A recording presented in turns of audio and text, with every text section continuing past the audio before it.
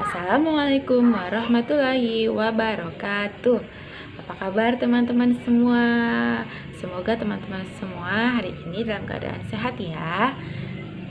Kemarin kita sudah mendengarkan cerita tentang Nabi Muhammad SAW.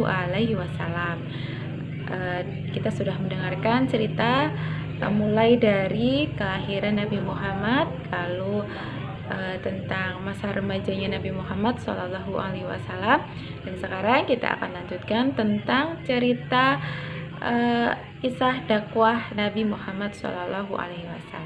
Nah, kita simak ya ceritanya. Pada saat itu, ketika Nabi Muhammad SAW sedang menyepi di Gua Hiro, beliau menerima wahyu yang pertama melalui malaikat Jibril pada tanggal 17 Ramadan. Wahyu tersebut terkandung dalam surat Al-Alaq. Nah, pada saat itu usia Nabi Muhammad SAW sekitar 40 tahun. Sekembalinya dari Gua Hiro, Nabi Muhammad kembali ke rumah dan menceritakan hal tersebut kepada Khadijah istrinya. Mendengar cerita tersebut, kemudian Khadijah mengajak Nabi Muhammad SAW untuk bertemu sepupunya yang bernama Waraqah bin Naufal. Pada pertemuan tersebut, Waraqah bin Naufal mengatakan bahwa Nabi Muhammad SAW adalah nabi terakhir yang diutus oleh Allah Subhanahu wa Ta'ala. Kemudian Nabi Muhammad SAW mulai berdakwah setelah turun wahyu yang kedua dalam surat Al-Mudaththir, yang diperintahkan bahwa Allah memerintahkan kepada Nabi Muhammad SAW untuk mengajarkan agama Islam kepada umat manusia. Kemudian Nabi Muhammad SAW memulai dakwahnya dengan cara sembunyi-sembunyi di rumah Arqam bin Abil Arqam kepada para sahabat, keluarga, dan tetangga.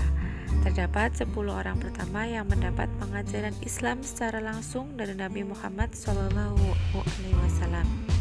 yaitu Khadijah, Ali bin Abi Thalib, Abu Bakar As-Siddiq, Utsman bin Affan, Zubair bin Awam, Abdurrahman bin Auf, Sa'ad bin Abi Waqqas, Thalhah bin Ubaidillah, Abu Ubaidah bin Jarrah, Arqam bin Abil Arqam.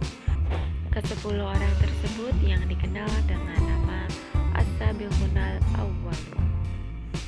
Kemudian Nabi Muhammad SAW melanjutkan dakwahnya secara terang-terangan berdasarkan perintah Allah pada surat Al-Hijr ayat 94. Dakwah terang-terangan dilakukan beliau dengan cara mengundang kerabat dan orang terpandang dari kalangan Quraisy dalam perjamuan makan. Nabi Muhammad SAW menyampaikan ajaran yang benar kepada mereka. Namun hanya sedikit yang mau menerima ajakan Nabi Muhammad SAW. Hanya Hamzah bin Abdul Muthalib dan Umar bin Khattab yang menerima ajakan Nabi. Sedangkan yang lain semua menolak ajakan Nabi. Salah satunya adalah paman Nabi sendiri yang bernama Abu Lahab. Dalam melaksanakan dakwah ini, Nabi Muhammad SAW banyak sekali mengalami hambatan-hambatan. Namun beliau tidak berputus asa. Beliau tetap bersabar dan tabah dalam menyebarkan agama Islam. Nah, demikian teman-teman cerita tentang dakwah Nabi Muhammad SAW. Ustadzah mohon maaf jika banyak salahnya ya. Sekian dari Ustadzah. Wassalamualaikum warahmatullahi wabarakatuh.